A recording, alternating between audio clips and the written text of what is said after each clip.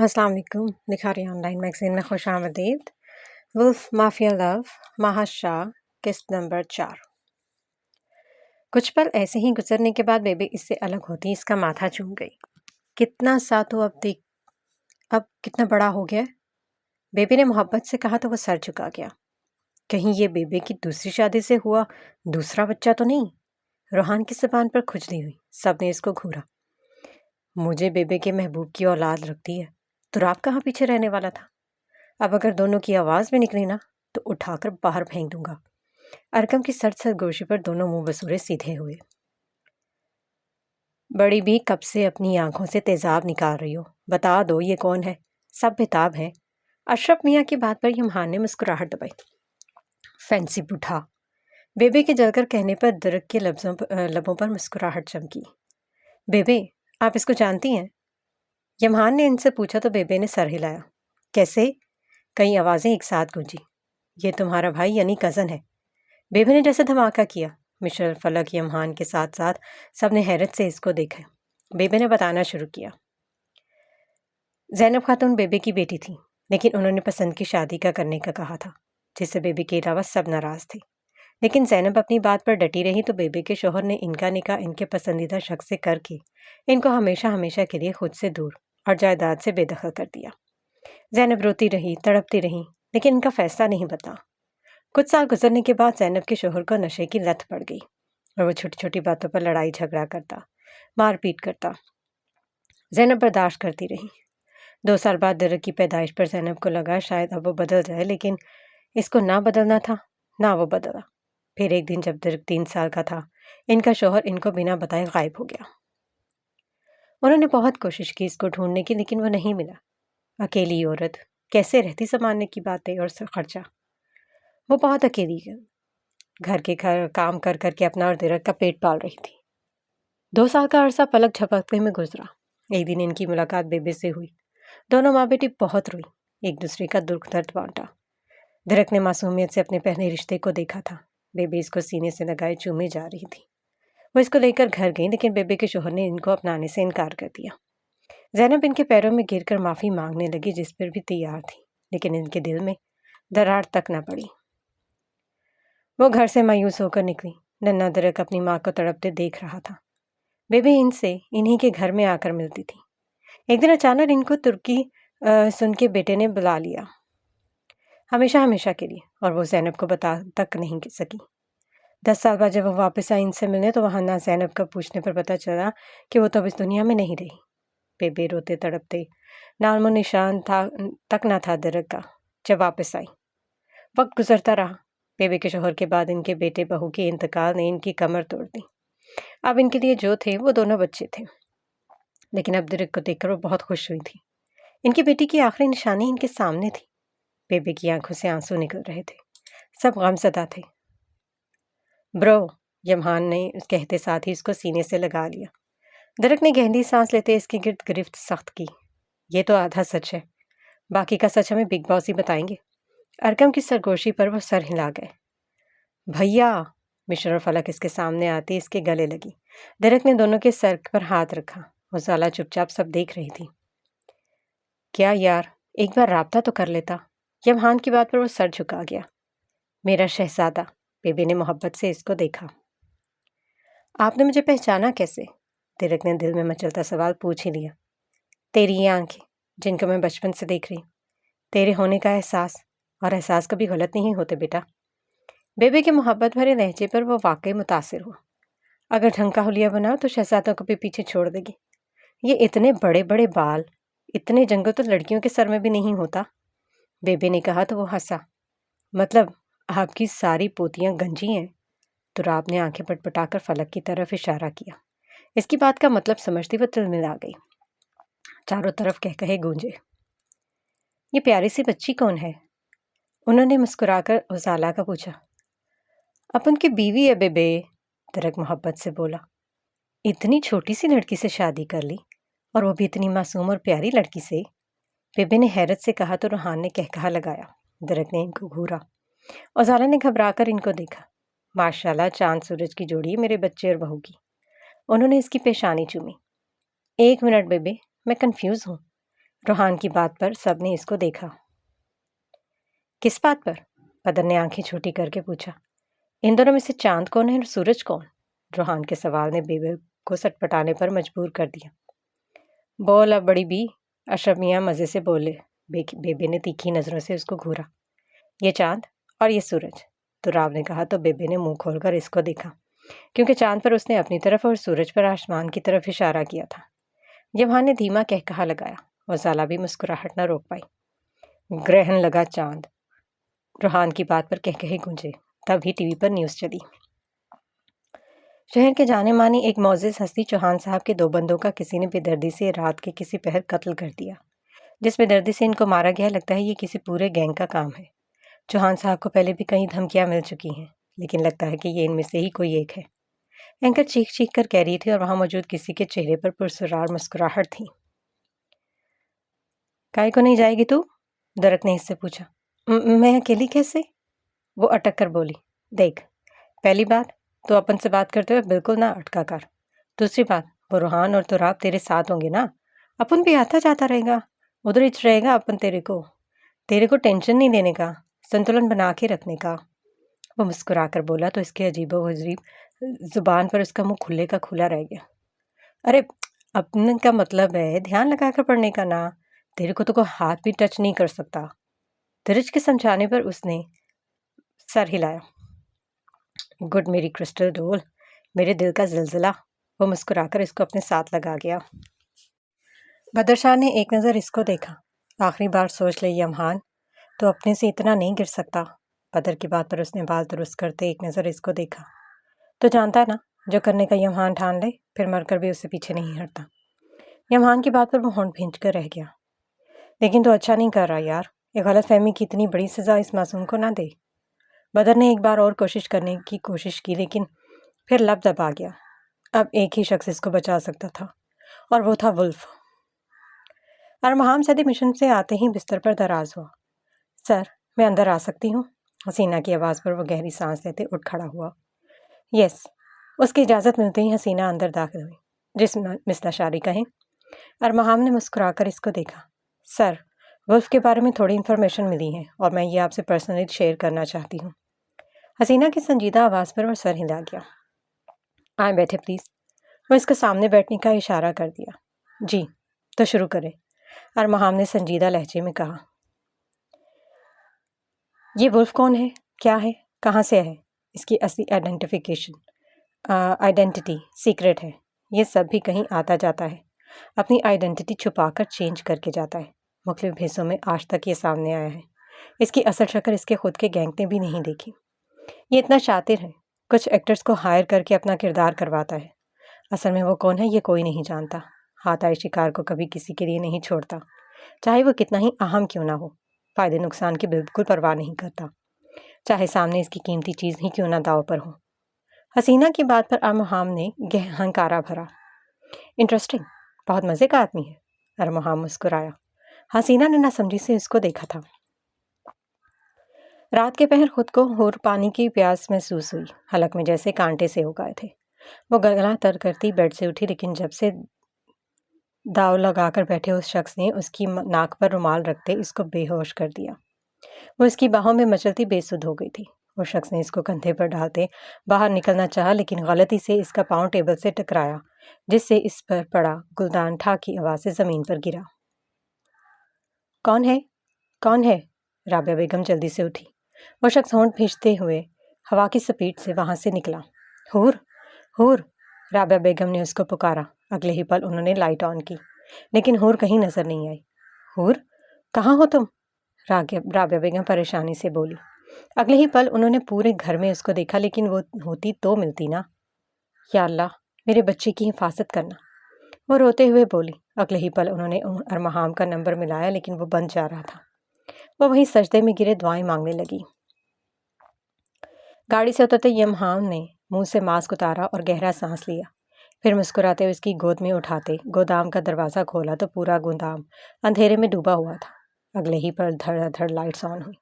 اس کو ویسے ہی گود میں اٹھائی یمہان نے حیرت سے سامنے بیٹھے شخص پر نظر ڈالی جس کا چہرہ فل کور تھا، سرخ آنکھیں جیسے ابھی ان سے خون نکل پڑے گا۔ کون ہو تم اور یہاں کیا کر رہے ہو؟ یمہان نے تلخ لہجے میں پوچھا۔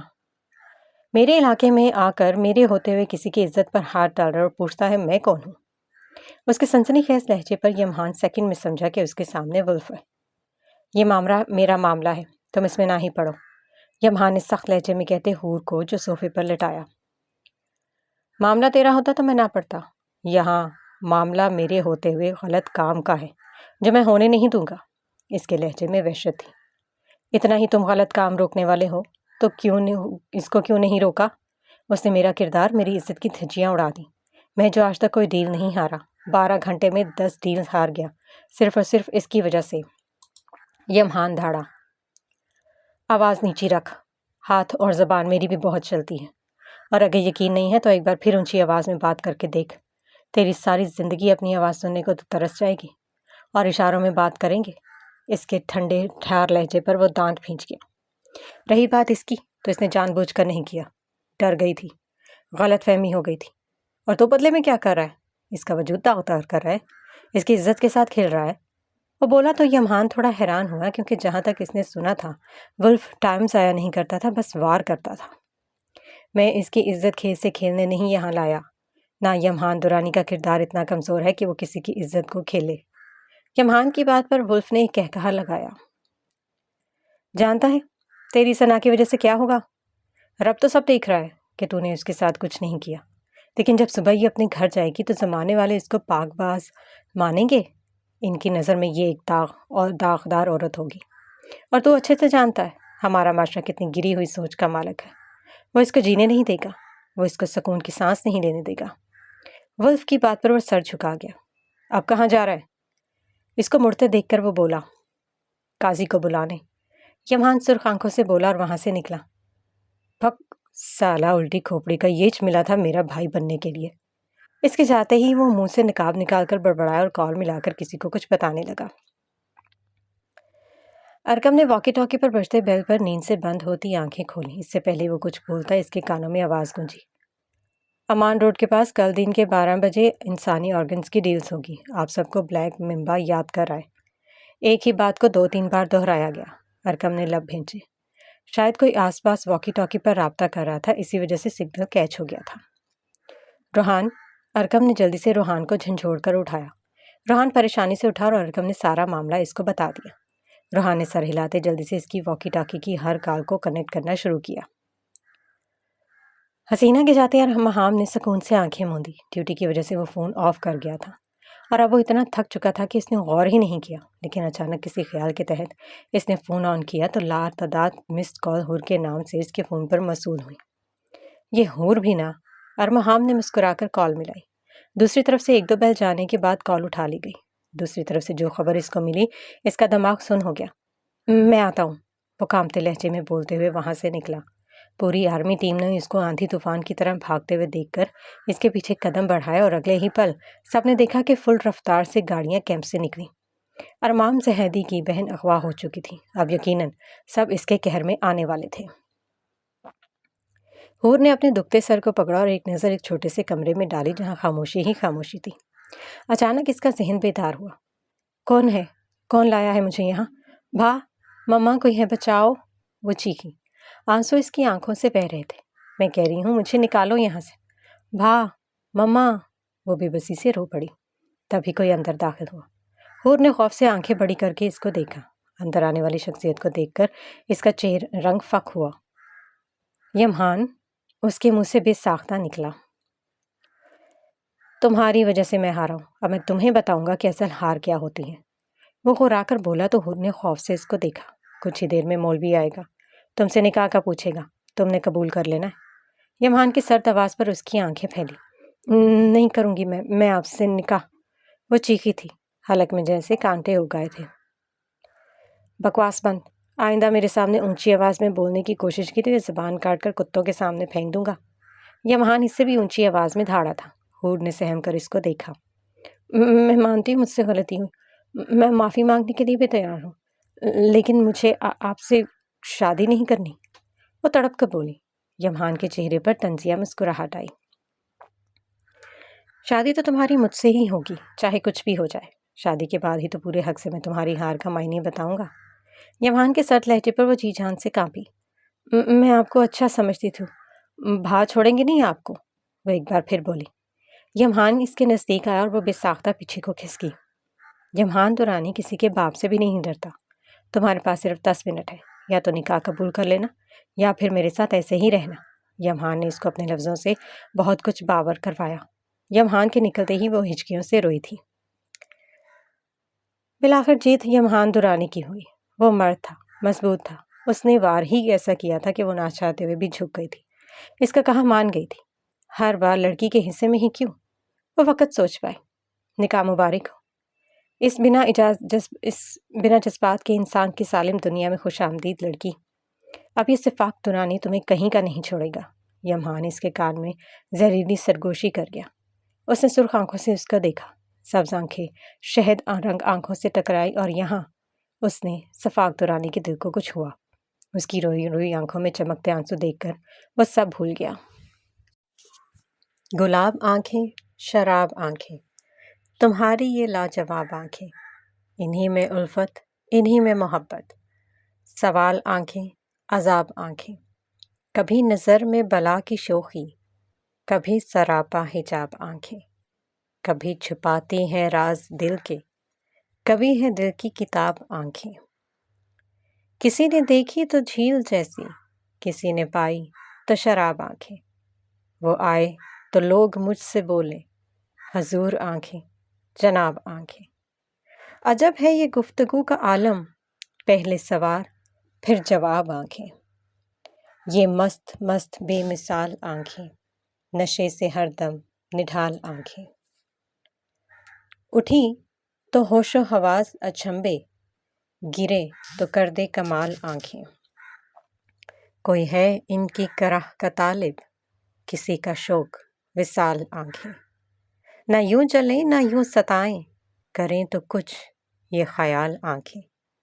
मैं जीने का एक बहाना यारो, ये रूह परवर जमाल आंखें। दराज पल के विसाल आंखें, है मुसव्वरी का कमाल आंखें। शराब रब ने हराम कर दी, मगर क्यों रखी हलाल आंखें। हजारों इनसे कत्ल हुए हैं, खुदा की बंदी संभाल आंखें। वो बेखुद से इतनी बड़ी गज़ल इसकी आंखों की गहराई पर पड़ गया और इसकी आंखों में मुसलसल देख रही थी। इसका एक एक लफ्ज़ इसके कान में गूंजा, दिमाग में छाया और दिल में उतरा। वो चुप थी, वो कुछ नहीं बोली। वो इससे बात भी नहीं करना चाहती थी। हूर ने बेसाख्ता नजरें फेरी। यमहान होश में आया। उसने अपने निचले लब को सख्ती से दांतों में भींचते अपनी मधोशी पर खुद को लताड़ा। तुम्हारी सजा शुरू होती है अब, आज तो मेरी कल सुबह में तुम्हें तलाक दे दूंगा। लफ्ज़ थे या खंजर जो हूर के दिल में घूंपे थे। वो इतनी छोटी भी नहीं थी कि इसकी बात का मतलब या इसका मुतालबा सोच समझ ना पाती। वो सोच नहीं सकती थी कि इतनी शानदार शक्ल का मालिक इतना घटिया भी हो सकता है। मैंने आपको इतना अच्छा इंसान समझा, अपना आइडियल मैंने समझा, आपकी इस खूबसूरत सूरत को अपने हाथों से कागज़ पर उतारा और आप आंसू की वजह से उसकी बात बीच में अटकी। यमहान ने हैरत से उसको देखा। इसके लफ्ज़ और बात सुनकर इसको धचका लगा। तो तुमने मेरी सूरत को कागज़ पर उतारा? वो हैरत से बोला। इतनी छोटी उम्र में ये काम इसको हजम नहीं हो रहा था। जी हाँ, एक बार में तो तुमने मुझे इतने अच्छे से देखा था, जबकि हमारी मुलाकात भी ऐसी नहीं थी कि हम एक दूसरे को देखते। यमहान को अचानक ही इसमें दिलचस्पी हुई। वो सब भूल भाल कर उससे बात कर रहा था। मुझे आपकी शक्ल पहली दफ़ा में ही याद हो गई थी। आप बिल्कुल मेरे आइडियल मैन की तरह थे। ऊपर से आपने मेरे थप्पड़ के बदले में कुछ नहीं कहा था, इस वजह से। लेकिन मुझे क्या पता था आपकी सोच इतनी गंदी है। वो तंजिया बोली तो यमहान मुस्कुराया। शुक्रिया, मुझे याद दिलवाने के लिए कि मैं कितना घटिया हूँ। तुम्हारी बातों में भूल ही गया था कि मैं यहाँ किस वजह से आया हूँ। यमहान की सर्द आवाज़ पर उसके माथे पर पसीना चमका। यमहान के हाथ इसके हिजाब की तरफ बढ़े। हूर ने सख्ती से और खौफ से आंखें बंद की। इससे पहले कि यमहान का हाथ उसके हिजाब तक पहुंचता, जोरदार लात से दरवाज़ा खुला। यमहान ने और हूर ने घबराकर दरवाजे की सिमत देखा, जहाँ अरमुहाम सैदी भरपूर कहर के साथ बराजमान था। सांस तेजी से चल रहा था। सुर्ख रंगत पर सुर्ख आंखें खतरनाक हद तक फूली हुई। वो आतिशफिशां बना हुआ था। ارمہام سیدی فل تیزی سے گھر پہنچا تھا. آتے آتے اس کو 1 گھنٹہ لگ چکا تھا کیونکہ اس وقت وہ دوسرے علاقے میں تھا، لیکن اس کے ساتھ پوری ٹیم آرمی کی تھی. وہ مختلف شارٹ ویئر سے گزرتے جلدی پہنچ گئے تھے. آرمی کی وجہ سے پہلے ہی ٹریفک وغیرہ کو کنٹرول کر لیا گیا تھا تاکہ ان کو کوئی پریشانی نہ ہو. پوری آرمی فوج جانتی تھی اور ارمہام سیدی کے لیے اس کی بہن، اس کی ماں کیا ہے. دشمن بھی ان کے بارے میں کچھ نہیں کہہ سکتے تھے کیونکہ یہ چیز ارمہام سیدی کے بس کے باہر ہوتی تھی. وہ تیزی سے گھر میں داخل ہوا تھا. آرمی رینجرز جانتے تھے وہ واپس آئے گا، اس وجہ سے پہلے ہی اس کی اور اپنی گاڑیوں کا رخ بدل چکے تھے. ماما، حور کہاں ہے ماما؟ ارمہام نے روتی ہوئی رابعہ بیگم سے پوچھا. پتہ نہیں، میری بچی. وہ روتے ہوئے نڈھال ہوئی. مستا شاری. ارمہام دھاڑا. یس کمانڈر. حسینہ تیزی سے اندر آئی. ارمہام نے رابعہ بیگم کا خیال رکھنے کا اس کو آرڈر دیا. اس نے سر ہلاتے ہوئے ان کو سنبھالا تو وہ مسلسل روئے جا رہی تھی. ماما، میں حور کو کچھ نہیں ہونے دوں گا. ارمہام ان کو تسلی دیتے سرخ آنکھوں سے باہر کی طرف بڑھا تھا. مجھے 10 منٹ میں اپنے گھر کے آس پاس جتنے بھی سیل فونز ایکٹیو تھے ان کی لسٹ چاہیے. صرف 10 منٹ. ارمہام کی دھاڑ پر رینجر سر ہلاتے اپنے اپنے کام میں مگن ہوئے. ایک بڑی تعداد میں آرمی گاڑیوں کی قطار ان کے گھر کے باہر تھی. کچھ لوگ اٹھ کر ان کو ایسے دیکھ رہے تھے جیسے پتہ نہیں وہ پہلی مرتبہ آئے ہوں یا کسی اور دنیا کے ہوں. اگلے 15 منٹ میں ان کے سامنے 15 نمبروں کی لسٹ موجود تھی. شٹ! وہ گاڑی کو ٹھوکر مارتا چلا گیا. اس کے پاس ٹائم بہت کم تھا. جیسے جیسے وقت گزر رہا تھا اس کے دل کی دھڑکن بھی بڑھ رہی تھی. تم ان 4 نمبروں کے علاوہ ان نمبروں کی ڈیٹیلز جلدی سے جلدی نکالنے کی کوشش کرو. میں تب تک کچھ کرتا ہوں. ارمہام نے 4 نمبر کو کٹ کرتے ان سے کہا تو وہ سر ہلاتے کام میں لگے. ارمہام نے فون نکالا اور ایک مخصوص پرائیویٹ نمبر ڈائل کیا. پک اپ دا کال. پک اپ. وہ بڑبڑایا تھا. ہلو. کال اٹھاتے ہی ارمہام بولا. کون؟ دوسری طرف سے بھاری بھرکم آواز گونجی. میں کمانڈر ارمہام زیدی بات کر رہا ہوں. ارمہام جلدی سے بولا تو دوسری طرف سے موجود شخص نے کان سے فون ہٹاتے ایک نظر اس کو دیکھا. اگلے ہی پل اس نے فون واپس کان سے لگایا اور تیزی سے سامنے پڑے کمپیوٹر پر وہ نمبر لکھنے لگا. بولو. وہ صرف ایک لفظ بولا جبکہ ہاتھ ابھی بھی تیزی سے کمپیوٹر پر چل رہے تھے جہاں ارمہام سیدی کی لوکیشن کے ساتھ ساتھ پوری ڈیٹیلز آ چکی تھی. وہ شخص اطمینان سے مسکرایا جیسے اس کو تسلی ہو گئی ہو. وہ پورا ڈیٹا فائل میں کرتا چیئر سے اٹھا. مجھے تمہاری مدد چاہیے. تمہارے ہوتے ہوئے ایک جرم ہو گیا اور تم بولتے ہو کہ میرے ہوتے ہوئے علاقے میں غلط کام ہو نہیں سکتا. ارمہام کے طنز پر وہ مسکرایا. تم تو کمانڈر ہو نا. بہن تو تمہاری اغوا ہوئی ہے نا. تمہارا کوئی ڈر نہیں. تمہارے دشمنوں کو کیا؟ جو تم مجھے باتیں سنا رہے ہو کیا کرے گا کمانڈر تو؟ تجھ سے اپنی بہن نہیں سنبھالی گئی. اس کی بات پر ارمہام کا رنگ سرخ ہوا. میں نے تمہاری فضول بک بک سننے کے لیے کال نہیں کی. مجھے بتاؤ کیا تمہیں پتا ہے ان سب کے پیچھے کون ہے؟ ارمہام کی بات پر وہ کہا لگا گیا. دیکھ کمانڈر، پہلی بات مجھ سے بات کرتے وقت لفظوں کا چناؤ جو ہے نا سوچ سمجھ کر کیا کر، کیونکہ کیا ہے نا کون سا لفظ مجھے برا لگ جائے کچھ نہیں پتا. دوسری بات میں حکم نہیں ریکویسٹ سنتا ہوں تو میرے سامنے حکم نہیں ریکویسٹ کیا کر. تیسری بات مرد بن مرد، حفاظت کرنا سیکھ. اس کی بات پر ارمہام نے سب سے آنکھیں میچی. کمانڈر سر، یہ 6 نمبر اس محلے کے ہیں، باقی بچے یہ 5 نمبر تو ایک میں سے ایک مشہور بزنس ٹائکون یمہان دورانی کا ہے اور یہ نمبر. کیا کہا؟ یمہان دورانی؟ اس سے پہلے کہ وہ رینجر اپنی بات مکمل کرتا ارمہام اس کی بات کاٹ کر بولا. دوسری طرف فون سنتے اس شخص کے چہرے پر مسکراہٹ آئی. جلدی سے یمہان کی لوکیشن نکالو. ارمہام سب سمجھتا جلدی سے بولا. اس نے سمجھتے سر ہلایا. ہاتھ ذرا دھیرے چلانا کمانڈر، تیرے گھر کا ایک حصہ بن چکا ہے اب وہ یمہان دورانی. اور بات سن، گلشن کالونی کے سب سے آخری گودام میں تجھے وہ مل جائے گا. دوسری طرف موجود شخص نے کہہ کر کال کاٹی جبکہ وہ اس کی آدھی بات سمجھتا جلدی سے گاڑی میں بیٹھا. سب حیران ہوئے کہ ابھی تو لوکیشن بھی پتہ نہیں چلی اور اگلے 20 منٹ میں وہ دروازہ توڑ کر اس کے سامنے تھا. وہ چاروں سر جوڑے بیٹھے تھے. بدر اس وقت ان میں نہیں تھا. ڈیرک نے اندر داخل ہو کر ان کو دیکھا. کیا ورے کائے کو سب کے منہ پر 12 بجرے لائے؟ ترک نے اس کے اسپاٹ چہرے دیکھتے ہوئے پوچھا. اگلے ہی پر ارکم نے اس کو سب بتانا شروع کیا. ترک نے پرسوچ نظروں سے اس کو دیکھا. ریکارڈنگ سنا؟ ترک نے سنجیدگی سے روحان کو کہا تو اس نے سر ہلاتے ریکارڈنگ پلے کی. کچھ تو ہے. ترک نے سر ہلایا. تیار ہے نا سب؟ درک کے کہنے پر سب نے سر ہلایا. فجر تم رہی رہو گی ازالہ کے ساتھ. درک کی بات پر وہ سر ہلا گئی. درک نے پرسوچ نظریں اسکرین پر جمائی اور جیب سے سگریٹ نکالی. جس کو تراب نے ہاتھ میں پکڑے لائٹر سے سلگایا۔ بھا، حور اس کی طرف بڑھی۔ اس سے پہلے کہ یمہان نے اس کی کلائی ہاتھ میں دبوچی، یہ منظر دیکھتے ارمحام کا خون کھولا۔ چھوڑ میری بہن کو سالے، وہ دھاڑا۔ پوری فورس ان پر گنز تان چکی تھی۔ تیری بہن میری بیوی ہے تو سالہ تو ہوا نا میرا۔ یمہان کے طنز پر ارمحام نے غصے سے اس کو دیکھا۔ ولف کی بات کا مطلب اس کو جیسے اب سمجھ آیا تھا، لیکن وہ اپنی سوچ کو جھٹک گیا۔ بکواس مت کر یمہان دورانی، میں کہتا ہوں اپنے غلیظ ہاتھ ہٹا میری بہن سے، ورنہ شوٹ کر دوں گا۔ ارمحام چلایا۔ کیا یار، کتنا چیختا ہے، کان میں درد ہو گیا۔ میں جھوٹا لگتا ہوں؟ پوچھ اپنی بہن سے جس نے میرے ساتھ نکاح پڑھا ہے۔ یمہان تیکھی مسکراہٹ سے کان میں انگلی مارتے بولا تو ارمحام نے حور کی طرف دیکھا۔ واہیات انسان ہے تو۔ چنم آنکھوں سے ارمحام کو دیکھ رہی تھی، اس کی آنکھوں میں آنسو دیکھتے وہ تڑپا۔ حور، وہ تڑپ کر اس کی جانب بڑھا۔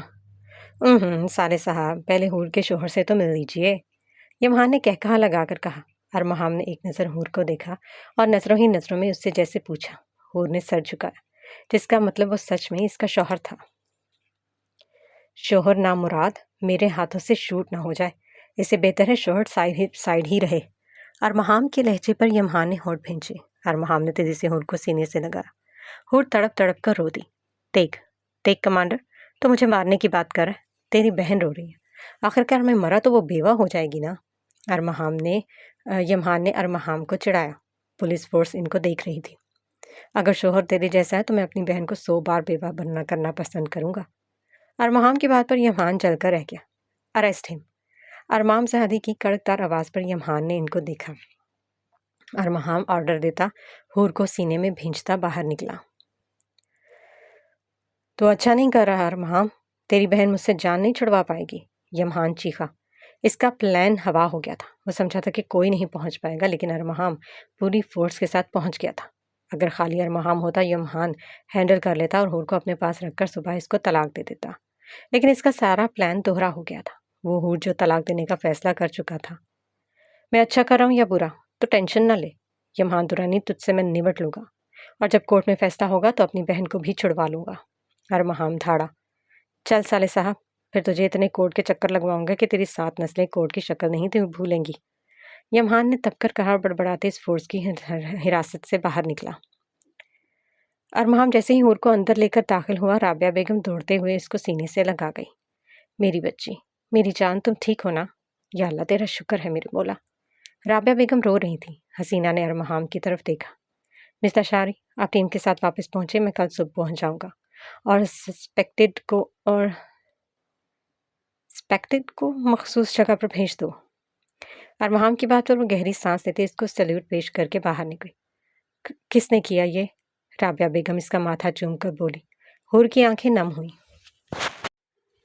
ماما، میں آپ کو بتاتا ہوں، حور، آپ اپنے کمرے میں جاؤ، آرام کرو، ٹینشن نہیں لینی، آپ کا بھا آپ کے ساتھ ہے۔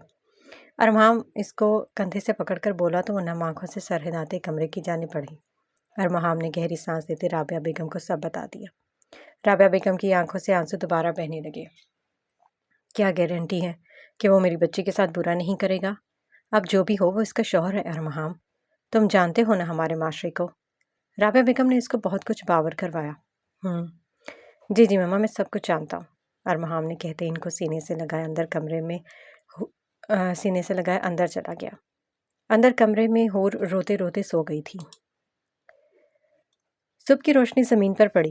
درک نے آنکھیں کھولی۔ صبح بخیر، وہ مسکرا کر ازالہ سے بولا اور کھڑا ہوتا واش روم کی جانب بڑھا۔ ازالہ گہری نیند میں تھی کہ کسی کی تلاوت کی آواز اس کے کان میں پڑی۔ آواز اتنی پیاری تھی کہ وہ اپنے کانوں میں سکون محسوس کرنے لگی۔ ازالہ نے آنکھ کھولی اور سامنے درک جائے نماز پر بیٹھا آنکھیں بند کیے ہاتھوں کو سینے پر باندھے سورۃ بقرہ کی تلاوت کر رہا تھا۔ ازالہ اس کو یک ٹک دیکھنے لگی۔ کئی منٹ بعد تلاوت ختم کرتے اس نے آنکھیں کھول کر اپنی چھوٹی سی بیوی کو دیکھا جو یک ٹک اس کو دیکھ رہی تھی۔ درک مسکرایا۔ اٹھ گئی تو؟ آجا نماز پڑھیں۔ درک نے مسکرا کر کہا تو وہ جلدی سے سر ہلاتی واش روم کی طرف بڑھی۔ درک نے مسکرا کر اس کو دیکھا۔ ارمحام نے حور کے کمرے میں داخل ہوتے اس کو دیکھا جو نماز ادا کر رہی تھی۔ سلام پھرتے اس نے ارمحام کو کمرے میں دیکھا اور حیران ہوئی۔ السلام علیکم بھا، حور اس کے گلے لگتی بولی۔ وہ مسکرایا۔ میرا بچہ ٹھیک ہے؟ ارمحام اس کے سر پر بوسہ دیتے بولا۔ تو حور نے سر ہلایا۔ ادھر آؤ بیٹھو۔ ارمحام نے اس کو بیڈ کی طرف اشارہ کیا۔ وہ سر جھکاتی اس کے ساتھ بیٹھی۔ دیکھو ہو، جو ہوا سو ہوا، وہ سب آپ کی غلط فہمی تھی، لیکن میں یمحان سے معافی مانگنے بھول گیا تھا۔ میری وجہ سے آپ کے ساتھ یہ ہوا، اپنے بھاء کو معاف کر دو۔ ارمحام کے شرمندہ لہجے پر وہ تڑپی اور اس کے گلے لگی۔ بھاء، یہ آپ کہہ رہے ہیں؟ ایسے معافی نہیں مانگے۔ حور نم لہجے میں بولی تو ارمحام نے گہری سانس دی۔ میں جانتا ہوں یمحان نے یہ شادی بدلے کے لیے کی ہے، لیکن مجھے اپنے رب پر اور نکاح کی طاقت پر اتنا بھروسہ ہے کہ وہ آپ کو چھوڑ نہیں پائے گا۔ فیصلہ آپ کا ہوگا۔ آپ اگر ان کے ساتھ اپنی زندگی گزارنا چاہتی ہیں تو میں آپ کا رشتہ بچانے کے لیے کچھ بھی کروں گا، اگر نہیں تو پھر چاہے مجھے اس یمحان کی جان ہی کیوں نہ لینا پڑے، میں لوں گا اور آپ کو آزاد کرواؤں گا۔ ارمحام کی بات پر حور نے سر جھکایا۔ یمحان کی جان لینے والی بات ہر ایک پل کے لیے اس کا دل سہما گئے۔ بھیا مجھے کچھ وقت چاہیے، حور نے سر جھکا کر کہا تو وہ گہری سانس لے گیا۔ میں سمجھتا ہوں جس سچویشن میں یہ سب ہوا ہے آپ کے لیے یہ سب قبول کرنا مشکل ہے، لیکن جلدی فیصلہ کرنا اور سوچ سمجھ کر۔ ارمحام کھڑا ہوتا بولا تو وہ سر ہلا گئی۔ فی امان اللہ، میں ڈیوٹی پر نکلتا ہوں، کوئی بھی ہیلپ ہو مجھے فون کر دینا، ویسے گارڈ باہر موجود ہیں۔ ارمحام نے کہا تو اس نے سر ہلایا۔ ارمحام نے اس کو سینے سے لگایا اور باہر نکلی۔ حور اس کے جانے کے بعد بیڈ پر بیٹھے آنکھیں موند گئی۔ بھیا ابھی تک نہیں آئے گھر؟ مشل نے پریشانی سے کہا۔ وہ اس کی پہلی بیوی بدر سے بیبے فکر سے بولی تو مشل نے سر ہلایا۔ اچھا بیبے، میں یوں نہیں جا رہی ہوں، فلک نے مسکرا کر کہا تو انہوں نے مسکرا کر اس کا ماتھا چوما۔ اللہ کی پناہ، بیبے نے کہا اور وہ مسکراتی ہوئی چاہت کے ساتھ باہر نکلی۔ مشل اندر آئی۔ کیا کہا بدر نے؟ بیبے نے جلدی سے پوچھا۔ بدر بھیا کہہ رہے وہ ان کے ساتھ ہی ہیں۔ مشل نے مسکرا کر کہا تو بیبے شکر کا سانس لیا۔ اس بدر کو بولو، درک کو بولے آج ہی یہاں شفٹ ہو جائے۔ بیبے کے کہنے پر مشل نے مسکرا کر سر ہلایا۔ یمحان گہری نیند میں تھا جب کسی نے اس کے منہ پر ٹھنڈا پانی پھینکا۔ یمحان ہڑبڑا کر اٹھا۔ سامنے ہی ارمحام کو دیکھ کر اس کا منہ ایسا ہوا جیسا کڑوا بادام۔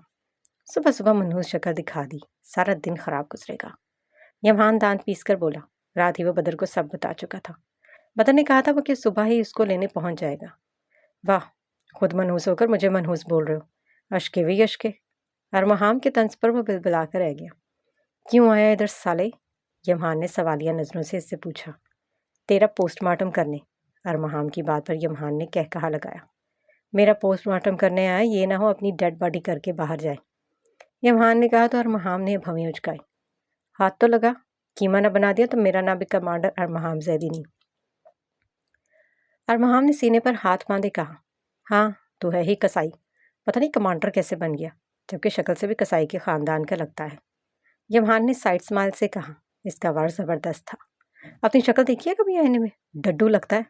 ارمحام چڑھ کر بولا۔ ہر روز دیکھتا ہوں، ماشاءاللہ نوابوں جیسی ہے، اور ڈڈو ہوگا تو خود۔ یمحان بالوں میں ہاتھ پھیرتے بولا۔ نواب اور تو گلی کے کتے بھی تیرے سے اچھے ہیں یمحان درانی۔ ارمحام کے طنز پر وہ تڑپ کر رہ گیا۔ ایک ہی سالہ دیے اللہ، وہ بھی اتنا بےہودہ۔ یمحان اوپر منہ کر کے بولا۔ ایک ہی بہنوئی دیا ہے اللہ، وہ بھی اتنا خبیث شیطان۔ ارمحام نے فوراً بدلا چکایا۔ زیادہ ٹرٹر نہ کر، کیا کام ہے وہ بول اور جانے دے مجھے، تیری طرف ویلا نہیں ہوں میں۔ یمحان مدعے پر آیا۔ میں اسے یہاں آیا ہوں یمحان درانی کہ تو میری بہن سے دور رہ، اس کے آس پاس بھی نظر نہ آ جب تک میری بہن کا فیصلہ نہیں آ جاتا۔ اگر وہ تیرے ساتھ رہنے پر راضی ہوئی تو ٹھیک، ورنہ تو اس کو چھوڑ دے گا۔ ارمحام کے سرد لہجے پر یمحان نے اس کو دیکھا۔ چھوڑنے والی بات پر اس کا دل لرزا۔ نہیں چھوڑوں گا میں اسے، بیوی ہے وہ میری، کوئی کھلونا نہیں ہے۔ یمحان تھاڑا۔ وہ خود اپنے رویے پر حیران تھا۔ کل استعمال تو اسے کھلونے کی طرح ہی کرنے والا تھا۔ ارمحام کے طنز پر اس نے لب بھینچے۔ اس کے پاس اس بات کا کوئی جواب نہیں تھا۔ کچھ دیر میں بدر شاہ وہاں پہنچا اور ارمحام سے بات کرنے لگا۔ بگ باس، میں بھی آؤں کیا؟ فجر نے ان سب کو جاتے ہوئے جو دیکھا۔ نہیں فجر، تم گھر میں رک کر رسالہ کے ساتھ رہو۔ درک کی بات پر وہ گہری سانس لیتے سر ہلا گئی۔ چلو، سب کو یاد ہے نا کیا کرنا ہے؟ درک نے ایک بار سب سے پوچھا۔ جی باز، سب نے ایک زبان ہو کر کہا، پھر سب باہر نکلے۔ بلیک ممبا، ہمارا وار کامیاب رہا، ٹارگٹ ہمارے حصار میں ہے، اگلے 5 منٹ میں وہ سب یہاں ہوں گے، ایک شخص نے فون پر کہا۔ جیسا کہا گیا ویسا کرو۔ بلیک ممبا کی آواز پر اس نے سر ہلایا۔ اگلے ہی دن ان سب نے خود کو 2 ٹیموں میں تقسیم کیا۔ وہ سب بلیک ممبا کے ہی آدمی تھے، لیکن وہ اس وقت ڈیلرز کا روپ دھارے ہوئے تھے۔ مجھے لگ رہا ہے جیسے ہم سے کچھ بھول ہو رہی ہے، درک نے کہا اور کابی نظر نے چاروں طرف گھمائی۔ بگ باس ایسا کچھ نہیں ہے، شکار ہمارے سامنے ہے، ارکم نے کہا تو درک نے اپنی چھٹی حص کو نظر انداز کیا اور ٹھگ سے ایک آدمی کی کھوپڑی میں فائر کیا۔ وہ وہیں ڈھیر ہوا۔ سب آدمیوں میں ہلچل مچ گئی۔ کیمرے میں دیکھتے اس شخص نے کہا لگایا۔ درک اپنی ٹیم کے ساتھ آگے بڑھا۔ ہیلو سینئر باس، روحان نے بدر کو کال ملائی جو اس وقت یمہان اور امہام کے ساتھ تھا۔ ہاں روحان بولو، بدر نے کہا تو اس سے پہلے کچھ روحان بولتا ان چاروں کو ہر طرف سے گھیر لیا گیا۔ اوہ نو، یہ تو ٹریپ ہے، روحان کی پریشان آواز گونجی تو بدر ٹھٹکا۔ ہیلو روحان، کیا ہوا بتاؤ؟ بدر کی فکر مند آواز گونجی۔ درک نے مسلسل فائرنگ کرنی شروع کر دی جس سے 4 سے 5 بندے ڈھیر ہوئے، لیکن وہ چاروں طرف سے گھر چکے تھے۔ وہ سب بہادری سے مقابلہ کر رہے تھے لیکن وہ سب ان پر بھاری پڑ رہے تھے۔ سب نے گنز کا رخ ان کی طرف کیا۔ درک نے گہرا سانس لیتے ان سب کو گھورا۔ اگلے ہی پل گنز چلیں اور ان میں سے گولیوں کی بجائے سوئیاں نکلی جو ان کے بدن میں چھپی۔ دراصل وہ بے ہوشی کے انجیکشن تھے۔ درک نے بمشکل خود کو بے ہوش ہونے سے روکا لیکن اکٹھی 3-4 سوئیاں لگیں اور وہ ہوش و حواس سے بیگانہ ہوتے ارکم کے ساتھ ہی زمین پر گرا۔ اٹھاؤ ان کو، اور جیسے بلیک ممبا نے کہا ہے ویسے ان سب کو باندھ دو، آج ولف گینگ کی کہانی ختم ہوگی۔ دوسری طرف سے آواز سنتے بدر نے پریشانی سے سر پکڑا۔ کیا کریں؟ ارمہام نے سنجیدہ لہجے میں پوچھا۔ یمہان بھی سنجیدگی سے ان کو دیکھنے لگا۔ لوکیشن ٹریس کرتے ہیں، بدر نے کہا اور یمہان نے سر ہلایا۔ تینوں باہر کو دوڑے۔ کھانا کھا لو اسالہ، فجر نے اس کے سامنے کھانا رکھتے کہا تو وہ مسکرائی۔ آپ نہیں کھائیں گی فجر باجی؟ وہ بولی تو فجر مسکرائی۔ جی جی چلو دونوں کھاتے ہیں، فجر نے اس کی خوشی کی خاطر کہا۔ ازالہ مسکرائی۔ آپ درک کی بہن ہیں کیا؟ ازالہ نے آنکھیں پٹ پٹا کر پوچھا۔ فجر کے چہرے پر پھیکی مسکراہٹ آئی۔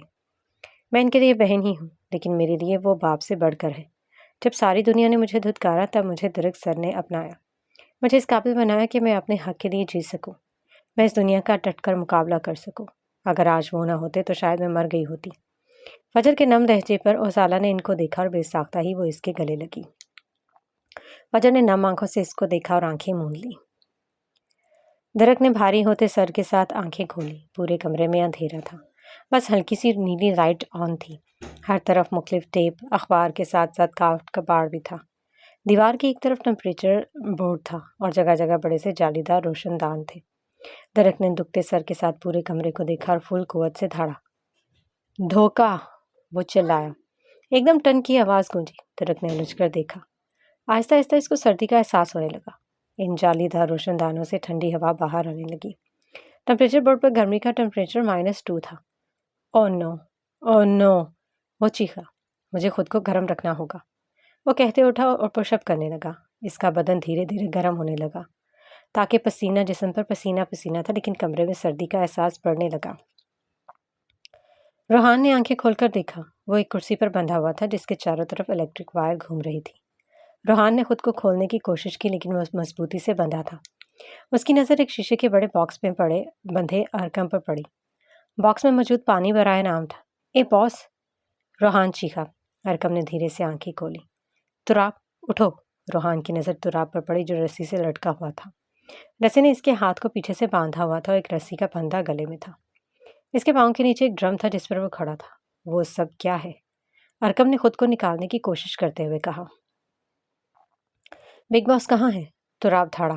ایک آواز گونجی۔ سب نے چاروں طرف دیکھا لیکن کوئی نہیں تھا۔ اچانک ارکم کی نظر دیوار پر لگے اسپیکر پر پڑی جس میں سے آواز آ رہی تھی۔ بہت سنا ہے ولف گینگ کے لوگوں کے بارے میں اور تم لوگوں کی وفاداری اور دوستی کے بارے میں، تو آج ہو جائے مقابلہ۔ یہ جو باکس ہے جس میں تم بند ہو اس میں دھیرے دھیرے پانی بڑھنا شروع ہوگا۔ آدھے گھنٹے بعد یہ فل بھر جائے گا اور تم ڈوب کر مر جاؤ گے۔ اگر تم نے خود کو بچانے کے لیے باکس توڑنے کی کوشش کی تو یہ سارا پانی ان الیکٹرک وائر پر جائے گا جن میں سے پہلے سے زیادہ کرنٹ آ جائے گا اور تمہارا یہ ساتھی یہیں بیٹھے بیٹھے مر جائے گا۔ اگر تم باکس نہ توڑو تو یہ بچ جائے گا۔ اسپیکر پر آواز گونجی تو ارکم نے سب سے آنکھیں مونجی۔ روحان نے دانت بھینچے۔ تم اگر ان وائر سے خود کو ٹکرا دو گے تو یہ جو تمہارا تیسرا ساتھی ہے جس کی رسی تمہاری کرسی کے ساتھ بندھی ہے وہ ڈھیلی ہو جائے گی اور وہ آسانی سے بچ جائے گا، لیکن اگر تم نے خود کو چھڑا لیا تو یہ رسی خود اوپر ہو جائے گی اور یہ مر جائے گا۔ اب کہ وہ شخص روحان سے بولا۔ روحان نے ایک نظر سب کو دیکھا۔ اگر تم خود اپنے پیروں سے اپنے نیچے موجود ڈرم کو گرا دو اور خود پھانسی پر لٹک جاؤ تو یہ جو تمہارا پہلا ساتھی ہے، اس کے باکس کا دروازہ جو تمہاری رسی کے ساتھ اٹیچ ہے خود بخود کھل جائے گا اور پانی بند ہو جائے گا۔ اب کہ وہ تراب سے مخاطب تھا، تو اب کھیل ہے یہ کہ تم تینوں میں سے کسی ایک کو اپنی جان دینی ہوگی۔ چوائس تمہاری ہے، خود کو بچا لو یا اپنے دوست کو، تمہارے ہاتھ میں ہے، مزہ آئے گا۔ چلو تمہارا ٹائم شروع ہوتا ہے اب، وہ شخص کہکا لگاتے ہوئے بولا۔ اتنی کٹھن سچویشن سب پر تھی، تینوں کے چہروں پر پسینہ تھا۔ میں خود کو وائر سے ٹکرا رہا ہوں، روحان نے کہا تو ارکم اور تراب چیخے۔ نہیں، میں خود کی جان لے رہا ہوں، تراب نے کہا تو روحان نے نفی میں سر ہلایا۔ میں بکواس بند کرو، کوئی کچھ نہیں کرے گا، کوئی نہ کوئی حل نکل آئے گا، سوچو سوچو، ارکم چیخا۔ پانی آہستہ آہستہ بڑھ رہا تھا، تینوں کے چہرے پسینے سے تر تھے۔ دوسری طرف درک مسلسل خود کو گرم رکھنے کے لیے پش اپ کر رہا تھا، اب اس کی ہمت ختم ہونے لگی۔ کمرے کا ماحول بہت ٹھنڈا تھا، سردی بڑھتی جا رہی تھی۔ بدر شاہ پاگلوں کی طرح لوکیشن ٹریس کر رہا تھا لیکن وہ نہیں کر پا رہا تھا۔ اب ایک شخص ہے جو ہمارے ساتھیوں کو بچا سکتا ہے، بدر نے کہا تو ارمہام اور یمہان نے حیرت سے اس کو دیکھا۔ وہ دونوں نے دھیرے سے کہا، بدر نے سر ہلایا۔ لیکن وہ تو، یمہان نے کچھ کہنا چاہا لیکن ارمہام نے اس کو روکا۔ بدر نے کال ملائی اور فون پر کچھ کہنے لگا۔ درک کے ہونٹ نیلے ہونا شروع ہو گئے۔ درک کے ہونٹ نیلے ہونا شروع ہو گئے تھے، سردی سے وہ کپ کپا رہا تھا، پورا جسم برف کی مانند ٹھنڈا ہو گیا تھا۔ مجھے یہاں سے نکلنا ہوگا، وہ بڑبڑایا۔ سردی کی شدت سے دانت پس رہے تھے، کمرے کا ٹمپریچر -5 ہو گیا تھا۔ درک نے وہ جالی کھولنے کی کوشش کی لیکن وہ بہت مضبوط تھی، دوسرا سردی کی شدت سے وہ اپنی جگہ پر جم سی گئی تھی۔ مجھے اس کو کھولنا ہوگا، شاید اس میں کچھ ہو، درک خود سے بولا اور ایک سریے کا زوردار وار اس پر کیا جس سے چالی اپنی جگہ سے ہل گئی۔ درک دائیں ہاتھ سے اس کا کنڈا پکڑ کر دھڑاتے ہوئے اس کو کھینچا جس سے وہ کھل گئی، لیکن درک کا پورا ہاتھ خونم خون ہو گیا۔ درد کی شدت سے اس نے دانت پھینچے، لڑکھڑاتے قدموں سے وہ زمین پر پڑا ٹیپ کو کھولتا اپنے زخم پر باندھنے لگا۔ آگ آگ، اخبار کو دیکھتے اس کے ذہن میں جھماکا ہوا، کانپتے ہاتھوں سے اس نے اخبار کو ایک جگہ پر جمع کیا اور اپنی جیب ٹٹولی۔ سگریٹ پینے کا ایک فائدہ تو ہوا تھا کہ آسانی سے اس کو اپنی جیب سے لائٹر مل گیا تھا۔ درک نے کانپتے ہاتھوں سے آگ جلائی، آگ کے جلتے ہی اس کو کچھ سکون ہوا۔ مجھے یہاں سے نکلنا ہوگا۔ اس نے جیب سے اپنا فون نکالا لیکن وہاں نیٹ ورک بالکل نہیں تھا۔ وہ بے بسی سے دھاڑا۔ زندگی میں دوسری دفعہ وہ اتنا بے بس ہوا تھا، پتہ نہیں وہ سب کیسے ہوں گے، درک نے تکلیف سے سوچا۔ ارکم کے پیٹ تک پانی پہنچ چکا تھا، وائر کے گھومنے میں تیزی آ گئی تھی۔ ارکم نے پورے کمرے کا تفصیلی جائزہ لیا۔ اگر وہ وہاں سے نکلتا تو پانی وائرس پر جاتا، اگر جاتا تو روحان کبھی وہاں سے نہیں نکل پاتا، لیکن وہ تراب کو بچا سکتا تھا۔ اچانک ارکم کی نظر وائر سوئچ پر پڑی۔ اوہ یس، وہ خوشی سے بولا۔ تراب اور روحان نے اس کو دیکھا اور اس کے اشارے پر وہ سمجھے اور سر ہلایا۔ وہ مسلسل پانی کے باکس پر وار کرنے لگا لیکن وہ بہت مضبوط تھا اور ارکم کے لیے پانی میں ہو کر اس کو توڑنا بہت مشکل تھا۔ آگ ختم ہوتے ہی سردی پہلے سے زیادہ شدت اختیار کر گئی۔ درک نے ٹیپ کو اپنے جسم پر سختی سے لپیٹنا شروع کیا تاکہ وہ کچھ گرمائش حاصل کر سکے۔ ٹمپریچر -11 ہو گیا تھا، درک کی آنکھیں بند ہونے لگی۔ ایک زوردار آواز کے ساتھ اس کمرے کا دروازہ کھلا۔ درک نے دروازے کی طرف دیکھا، اس کی پوری باڈی بے جان ہو رہی تھی۔ ایک اونچا لمبا شخص اندر داخل ہوا، اندھیرے کی وجہ سے اس کا چہرہ نہیں دیکھ سکتا تھا۔ اس کے پیچھے ہی 3 بندے، اس کے دائیں طرف 3 بندے بائیں طرف ہوئے، دائیں طرف سے 2 بندے اور بائیں طرف سے بھی 2 بندے آگے آئے۔ انہوں نے ایک دوسرے کی کمر کے ساتھ کمر جوڑ کر اس کی کراس کی شکل میں ہوتے چاروں کونوں میں لگے CCTV کیمرے میں بندوق تانی۔ ایک ساتھ 4 گولیاں چلی اور کیمرے زمین بوس ہوئے۔ درک نے بمشکل آنکھیں کھولیں اور اپنی طرف بڑھتے شخص کو دیکھی۔ اس کی آنکھیں پھول آب و تاب سے چمکی، ہونٹوں پر سائڈ اسمائل آئی اور اس کی آنکھیں بند ہوئی۔ جلدی آگ جلاؤ، ہری اپ، وہ شخص بولتا درک کو اٹھاتا باہر لایا۔ اتنی دیر میں اس کے ساتھی آگ جلا چکے تھے۔ وہ شخص اس کے سینے پر دباؤ دیتے آکسیجن کی کمی پوری کرنے لگا۔ CPR، ایک شخص شرارت اور پریشانی سے بولا تو ایک شخص نے گھور کر اس کو دیکھا اور اس کو CPR دینے لگا۔ ایک شخص اس کا پاؤں مسلتا اس کو گرمائش دے رہا تھا اور ایک ہاتھوں کو مسل کر۔ کچھ منٹ کی محنت کے بعد اس کو ہوش آیا۔ I'm proud of you، درک نے مسکرا کر دھیمی آواز میں کہا تو سب نے خوشی سے اس کو دیکھا اور ان کے الفاظ پر سب نے فخر سے گردن اکڑائی۔ اگلے ہی پر وہ اس کو لے کر ہسپتال روانہ ہوئے۔ کال بند کر کے بتا دو، بگ باس سیو ہے، ان میں سے ایک شخص بھاری آواز میں بولا تو سب نے سر ہلایا۔ پانی ارکم کی گردن تک پہنچ چکا تھا۔ ارکم نے ایک زوردار وار کیا کندھے سے اور شیشہ ٹوٹ گیا۔ بہتا پانی الیکٹرک وائر سے ٹکرایا، سے پہلے سے زیادہ کرنٹ مارنے لگی اور تیز گھومنے لگی۔ ارکم گھٹنوں کے بل بیٹھتے گہری گہری سانس لینے لگا۔ اسی وقت بدر شاہ یمہان دورانی اور ارمہام نے اندر قدم رکھا۔ ارمہام نے دوڑ کر سوئچ آف کیا، جس پر سے وائر نے گھومنا بند کیا۔ یمہان نے بھاگ کر تراب کی رسیاں کھولنی شروع کی اور اس کو آرام سے نیچے اتارا۔ ارکم کو بدر نے کھڑا کیا اور اس کو سینے سے لگایا۔ بگ باس کہاں ہے؟ روحان نے پوچھا۔ تینوں نے ہونٹ بھینچے۔ تبھی بدر کا فون رنگ ہوا۔ سیکرٹ مین دیکھ کر اس نے کال اٹھائی۔ بدر شاہ اسپیکنگ۔ وہ گہری سانس لیتے بولا، تھینک گاڈ، یہاں بھی سب انڈر کنٹرول ہے، سب سیو ہیں۔ بدر خوشی سے بولا، بگ باس خیریت سے ہیں؟ وہ خوشی سے بولا تو سب نے سکون کا سانس لیا اور ایک دوسرے کے سینے سے لگے۔ تو بلیک مامبا، ہماری وفاداری اور دوستی کا امتحان تم نے لے لیا۔ ہم پورے نمبروں سے پاس آئے، لیکن یہ تم نے بہت غلط کیا کہ اب تم جہاں بھاگ سکتے ہو بھاگ جاؤ، کیونکہ ولف جاگ چکا ہے اور پہلے سے زیادہ خطرناک ہو گیا۔ اب وہ تمہیں پتال سے بھی کھینچ کر لائے گا۔ اپنی باری کا انتظار کرنا۔ ارکم نے دھاڑ کر کہا اور ایک دوسرے کی سنگت میں وہاں سے نکلے۔ سب کا رخ ہسپتال کی طرف تھا۔ ان کو اپنے بگ باس، اپنے محسن سے ملنا تھا، جس کا وجود ہی ان سب کے لیے جینے کی امنگ تھا اور وہ اس کے بغیر نہیں رہ سکتے تھے۔